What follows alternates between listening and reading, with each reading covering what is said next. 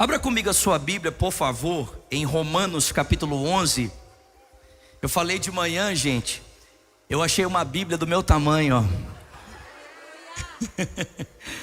Em agosto eu fui pregar na Lagoinha de Campinas, e o pastor da Lagoinha de Campinas me presenteou com essa Bíblia, porque ele disse que era do meu tamanho, amém? Romanos capítulo 11, nós vamos ler aqui os últimos versículos desse capítulo, Romanos 11, a partir do versículo 33, Romanos 11, 33, diz assim a palavra de Jesus: ó profundidade da riqueza, da sabedoria e do conhecimento de Deus, quão insondáveis são os seus juízos e inescrutáveis os seus caminhos. Quem conheceu a mente do Senhor? Ou quem foi o seu conselheiro? Quem primeiro lhe deu para que ele o recompense? E o versículo 36, todos nós conhecemos muito bem: porque dele, por ele e para ele são todas as coisas, e a ele seja a glória para sempre. Amém. Você pode dar um glória a Deus no seu lugar? Pai Celestial, essa é a tua palavra. Nós queremos ouvir a tua voz por meio das Sagradas Escrituras. Nós pedimos ao Senhor por misericórdia e graça, olhos para ver, ouvidos para ouvir, e um coração sensível para receber cada palavra que o teu Espírito deseja falar ao nosso coração. Ao pregador desse dia, Senhor, conceda-lhe graça para que no abrir da sua boca, somente a palavra do Senhor seja ouvida e nenhuma outra. É o que nós pedimos e agradecemos, em o nome de Jesus, e quem crê diga amém. Eu falo com você nessa noite sobre o tema: somente a Deus toda glória, amém? Só lhe deu glória. Alguém pode dizer comigo: somente a Deus toda glória? Chacoalha quem está pertinho de você e fala para ele: somente a Deus toda glória, amém? Você pode dar um glória a Deus aí? Esse é um tema que envolve a totalidade da nossa vida, tudo que nós somos, tudo que nós temos, e a razão pela qual nós existimos é para a glória de Deus, amém, queridos? Na verdade, essa sentença, ela resume o ensino dos reformadores, ela resume uma pergunta que nós conhecemos hoje como 5 solas da reforma protestante. Eu gosto de falar que o ensino dos reformadores vai muito além dos 5 solas, mas os 5 solas são importantes porque eles nos direcionam para uma espiritualidade saudável, e esses 5 solas respondem à pergunta mais importante, a pergunta mais fundamental na vida de um ser humano, que é: como um homem pode ser salvo? Como alguém pode experimentar da restauração do relacionamento com Deus? E os reformadores diziam que a resposta para essa pergunta está na Escritura. Somente a Escritura pode dizer e tem a autoridade para dizer o que é necessário que o homem faça para que ele possa ser reconciliado com Deus. E a Escritura diz que o homem é salvo pela graça, somente a graça, amém, gente? É favor imerecido, é a ação voluntária, amém, e benevolente de Deus que nos conecta de volta com Ele. E a maneira como nós recebemos essa graça é pela fé, somente a fé, amém, gente? A fé é o braço que se estende na direção da graça de Deus para receber esse favor imerecido, esse favor que nos é dado somente por Cristo, somente Cristo, amém? O único mediador entre Deus e os homens é o homem chamado Jesus, e isso acontece para que somente Deus receba toda a glória. Alguém pode dar glória a Deus por isso? Mas eu quero ajudar você a perceber o quanto esses pontos dos solas são importantes para os nossos dias, porque, meus irmãos, ainda que pareça que esse tema é um tema ultrapassado. Nós vamos celebrar agora 508 anos da Reforma, dia 31 de outubro. Ainda que pareça um tema ultrapassado, na verdade, irmãos, os solas da Reforma continuam sendo um tema extremamente atual. Exemplo, o primeiro ponto dos solas é somente a Escritura.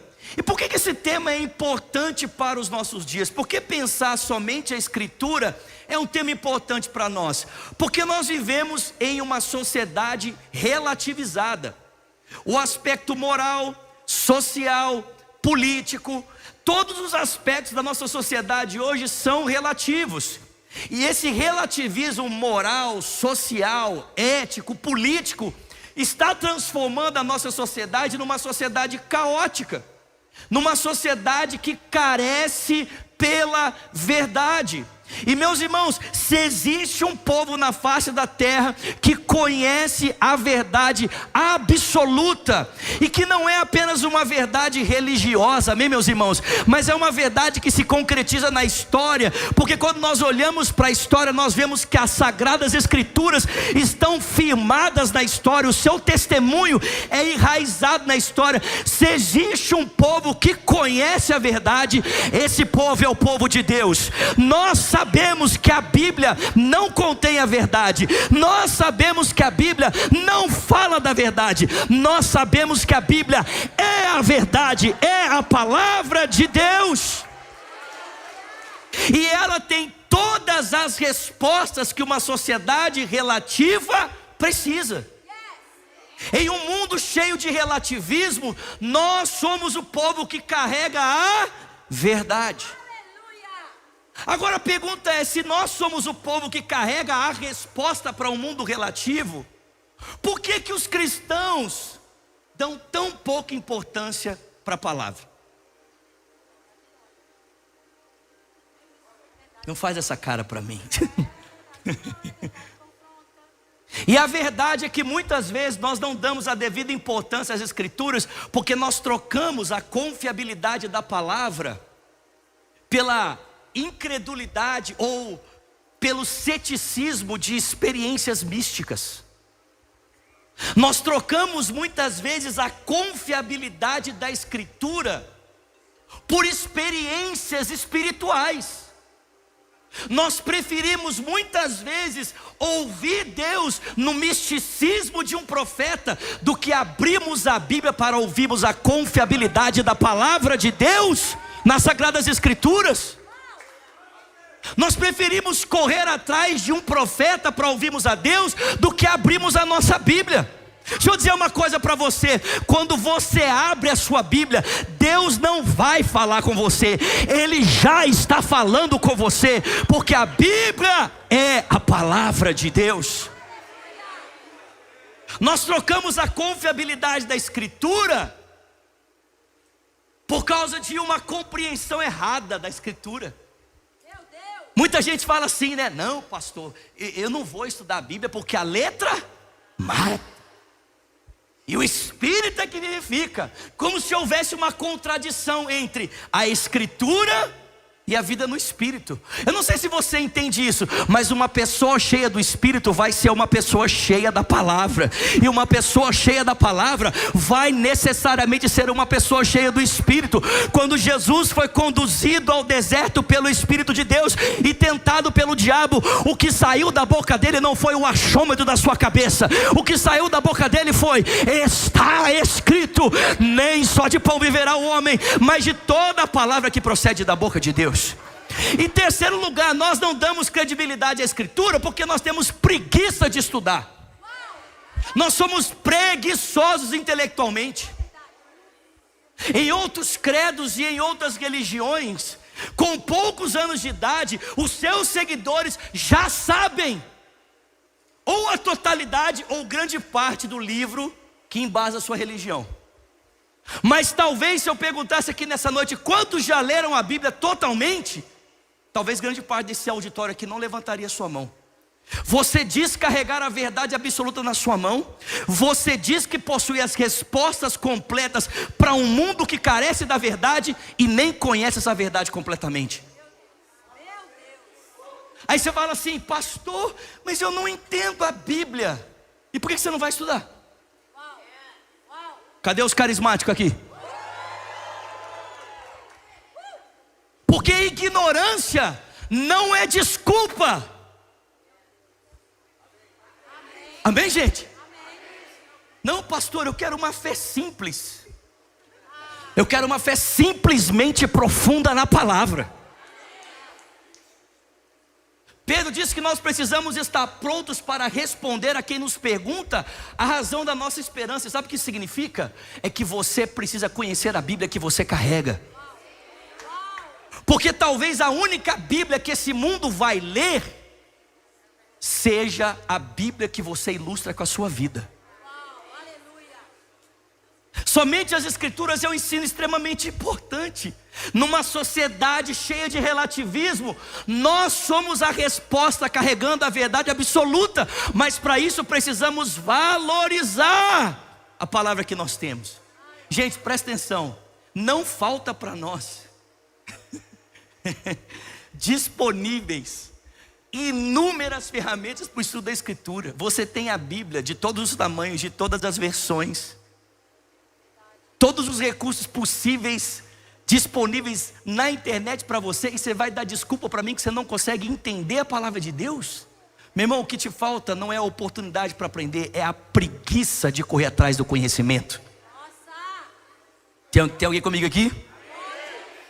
Mas não é apenas o ensino somente a Escritura que é atual. O ensino somente a graça também é muito atual. Quem está comigo aqui? Porque nós vivemos em um mundo em que as pessoas, por causa do espectro filosófico, dizem que elas são boas. Esse pensamento surgiu no século 17, mas ele ainda é muito presente nos nossos dias. Foi um filósofo chamado Jean-Jacques Rousseau que disse que o homem era bom e por todas as convenções ele era preso. Em outras palavras, nós vivemos em uma sociedade que as pessoas olham para elas dizem: mas eu sou uma boa pessoa, eu nunca matei, eu nunca roubei, eu nunca fiz nada de mal para ninguém. Por que eu preciso de um salvador se eu sou bom?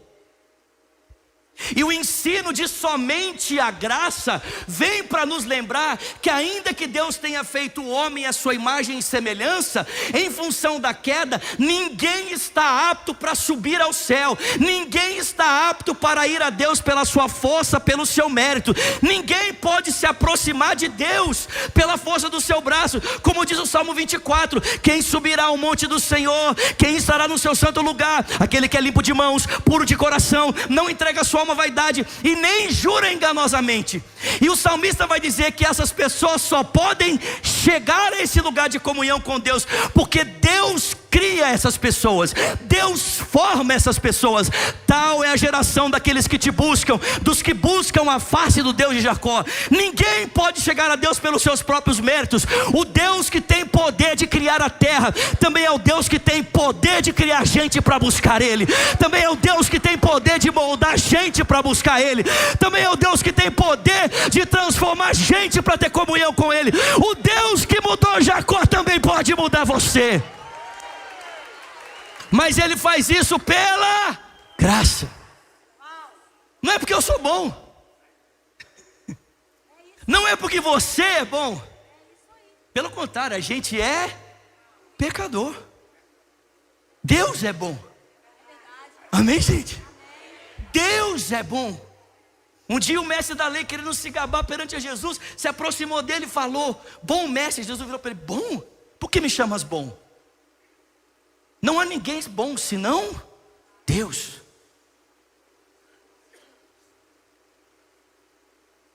Mas é verdade que ao contemplarmos a bondade do Senhor, nós estamos sendo transformados de glória em glória, sendo conformados à imagem dEle. O ensino de somente a graça nos faz perceber que nenhum homem é apto o suficiente na força do seu braço para chegar a Deus, mas Deus vem a nós. Mesmo sem nós merecermos. A fé cristã não é sobre o esforço humano de chegar até Deus. A fé cristã é sobre o esforço divino de trazer o homem de volta para Ele. Somente a fé. Ensino extremamente importante para os nossos dias. Porque, meus irmãos, em um tempo em que tantos espectros, religiosos vão ensinando que para você ter favores de determinada divindade, você precisa fazer isso, você precisa fazer aquilo, que se você tiver em determinada classe social, você não pode ter o mesmo acesso que outras pessoas. O ensino dos reformadores vem dizer: não, só existe uma forma em que a graça de Deus é disponibilizada para pecadores como eu e você, e a única maneira pela qual nós podemos ter acesso à graça é pela confiança genuína que nós colocamos no Filho de Deus. A fé é o braço que se estende para pegar o que as obras não conseguiriam alcançar, pelo amor de Deus. Eu vou repetir essa frase para ver se tem alguém comigo aqui essa noite, em nome de Jesus. A fé é o braço que se estende para pegar o que o braço das obras não poderiam alcançar. Uau! E isso põe todo mundo no mesmo barco. Você não precisa ser rico para ter fé. Você não precisa ser pobre para ter fé. Você não precisa ser grande para ter fé. Glória a Deus por isso. Aleluia. Alguém pode dar uma glória a Deus aí? O pessoal estava falando que hoje era o culto dos metades. Não entendi a piada. Hoje era o culto dos vasos menores.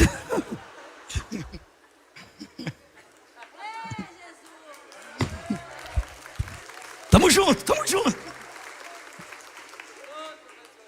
Mas ser vaso pequeno é bom, enche mais rápido, amém? Só os pequenos dão glória a Deus aí. Terra.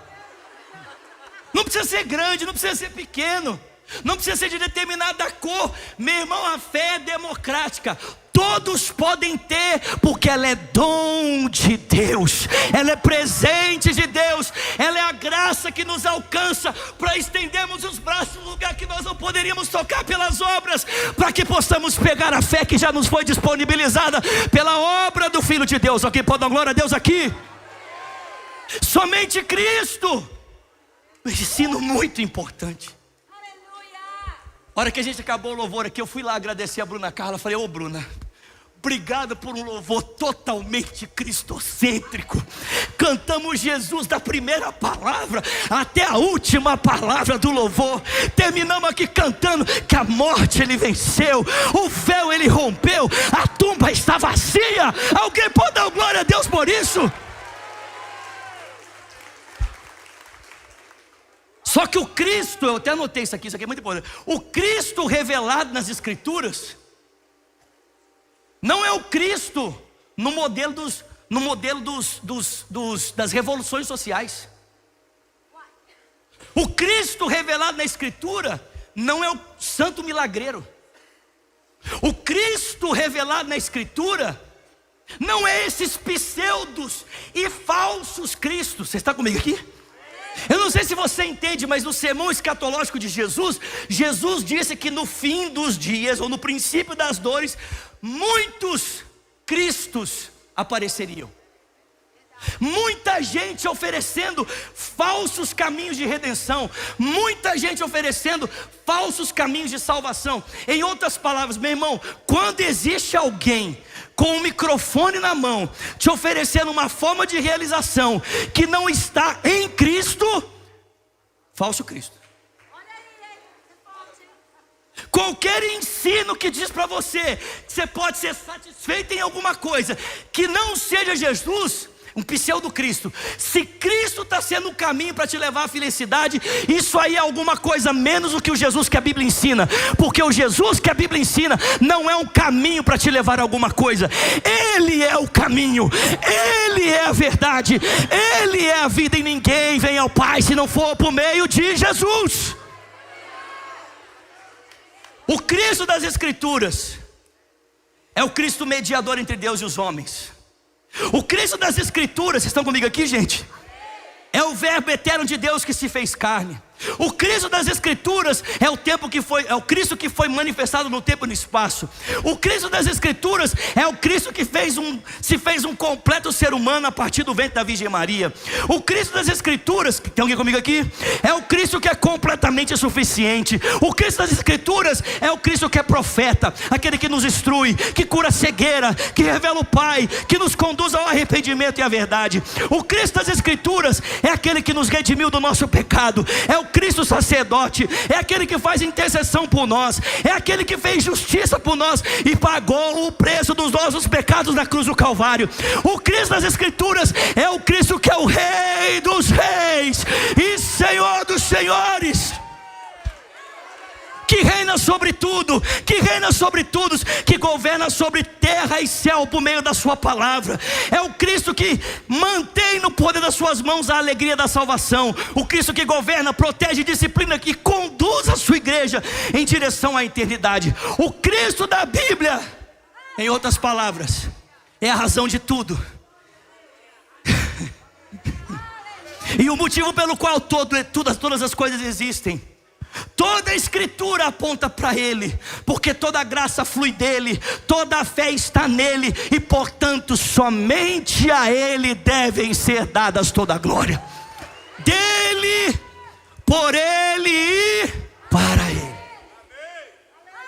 Contra a pregação dos pseudo-cristos, nós temos o Cristo de verdade. Por isso nós podemos dizer que só Deus merece receber toda a glória. E a pergunta é: como é que eu e você... Gente, tem tanta coisa para falar aqui, mas não vai dar tempo, então eu vou pular um pouquinho aqui. Como é que eu e você podemos, a partir de toda essa compreensão e da relevância desse ensino para os nossos dias, como é que eu e você podemos viver hoje de forma prática para a glória de Deus? Minha esposa sempre faz essa pergunta. Quando eu estou conversando com a Virgínia, eu estou ensinando as coisas para ela, ela fala assim: tá bom, vida, vamos lá, de forma prática. Como que isso se aplica? Minha esposa é americana, né? Então eu quero te dar aqui duas maneiras como você pode viver para a glória de Deus, amém? E a gente vai caminhar para o encerramento. Primeiro, é que aí vocês ficam com vontade de eu voltar, amém, gente? Primeiro, como nós podemos viver hoje para a glória de Deus? Deixa eu só falar isso aqui rapidinho, amém, gente? Que é? Uma pergunta antes, né? Antes de eu falar como viver, uma pergunta antes. O que é viver para a glória de Deus? Zulato, o que é viver para a glória de Deus? Então deixa eu responder para você. Viver para a glória de Deus é reconhecer a centralidade de Deus em sua vida em todas as áreas. Amém? É reconhecer que Deus não deve competir com pessoas, nem sonhos, nem ministérios no seu coração. Viver para a glória de Deus significa que ninguém pode ocupar o lugar de Deus no seu coração, porque toda expectativa de alegria e satisfação que precisa estar em você, amém? Tem que vir somente de Deus. Amém? Ficou claro? Quer que eu repita? Não? Mas eu vou repetir, tá brincando? Vou repetir só para frisar, amém? Oi, irmã, nada contra você não, amém?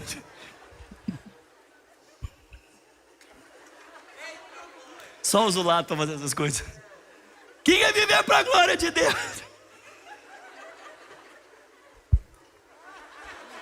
Viver para a glória de Deus é reconhecer a centralidade de Deus em todas as áreas da sua vida, amém? É reconhecer que Deus não pode competir com nada na sua vida. Você não pode colocar pessoas, sonhos, ministérios, nada no lugar de Deus, amém? Viver para a glória de Deus significa que ninguém e nada deve ocupar o lugar de Deus no seu coração, porque todo louvor, satisfação e prazer que você possa encontrar na sua vida estão completamente nele. Alguém pode dar glória a Deus aqui? Pode aplaudir o nome de Jesus, aplauda forte o nome dele. Como é que nós vivemos o lato para a glória de Deus? Primeiro, não Nossa, eu vou até ler, porque não fique departamentalizando. Se falar essa palavra 3 vezes é batizado no Espírito Santo, amém? Então vamos falar uma palavra mais difícil, mais fácil, perdão. Não fique dividindo a sua vida entre vida espiritual e vida religiosa. Você quer viver para a glória de Deus? Você não pode dividir a sua vida entre o que você vive aqui na igreja e o que você vive fora da igreja. Cristo tem que ser o centro da sua vida. Deus tem que ser o centro da sua vida. Amém, gente? Paulo sintetiza esse ensinamento dizendo o seguinte: quer comais, quer bebais, ou fazei qualquer coisa. Amém, gente? Está lá em 1 Coríntios capítulo 10, versículo 31. Quer comais, quer bebais, ou fazei qualquer coisa, fazei tudo para a glória de Deus. Ou seja, não existe na vida de um crente vida espiritual e vida secular. Fala, papai. Fala agora. Não existe. Não. Na igreja eu sou crente, no trabalho eu sou um pagão. Na igreja eu sou crente, né? Nos lugares eu sou um pagão. Do lado de fora eu caminho com Satanás, e da porta da igreja para dentro eu entro com Jesus. Não, meu filho, a sua vida é toda dele. Quando Jesus morreu por você na cruz do Calvário, ele não morreu para comprar você em parte, ele morreu para comprar você completamente para ele. Não fica separando a sua vida. Deixa eu dizer uma coisa para você. Em Lucas capítulo 5, a Bíblia conta a história da primeira pesca milagrosa. Diz o texto lá que Jesus estava tentando pregar, a multidão apertando, e Jesus querendo falar, e a multidão apertando, até que Jesus viu o barco de Pedro. Aí Jesus falou assim: ô Pedro, por favor, eu quero falar, o povo me aperta, me empresta o barco. Aí o Pedro: pode usar o barco.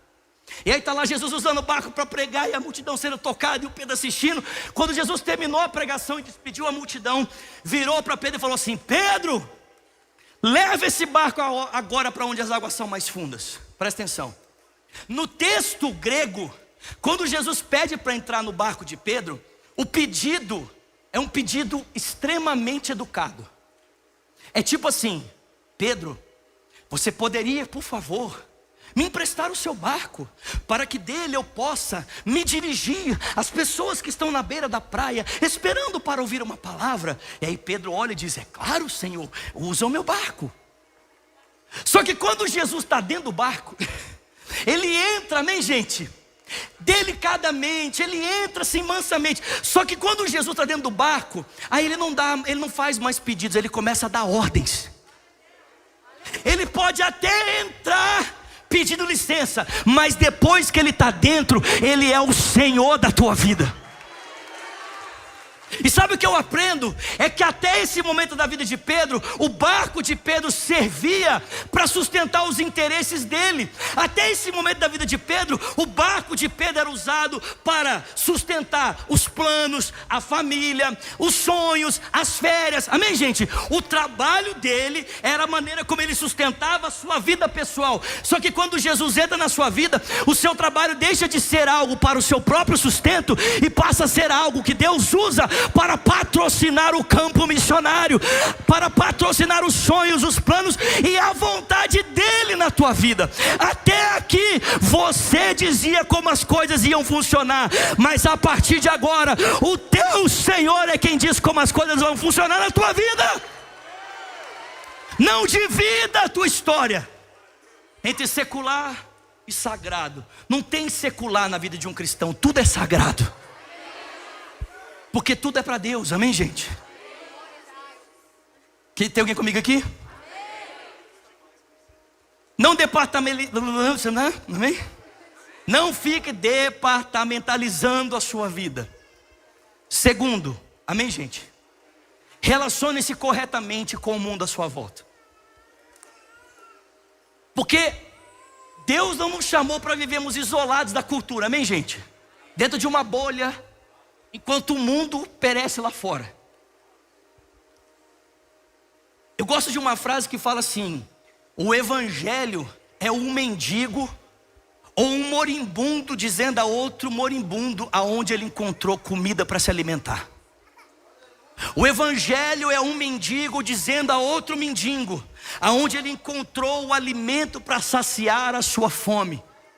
Você não pode se esquecer que você antes era alguém morto espiritualmente, e que o estado em que você estava é o estado que muita gente lá fora se encontra agora. Amém? Então você precisa aprender a se relacionar de maneira saudável com a cultura, a fim de que você seja um agente de transformação. Mas nós temos maneiras erradas de nos relacionarmos com a cultura, né? Eu vou citar aqui bem rapidinho. A primeira maneira que um cristão pode se relacionar com a cultura é um cristão contra a cultura. É um cristão que ele só vê os pontos negativos, denuncia tudo que a cultura tem de ruim, e ele se afasta do mundo, porque o mundo é o mundo. E quem que é sal? E quem que é luz?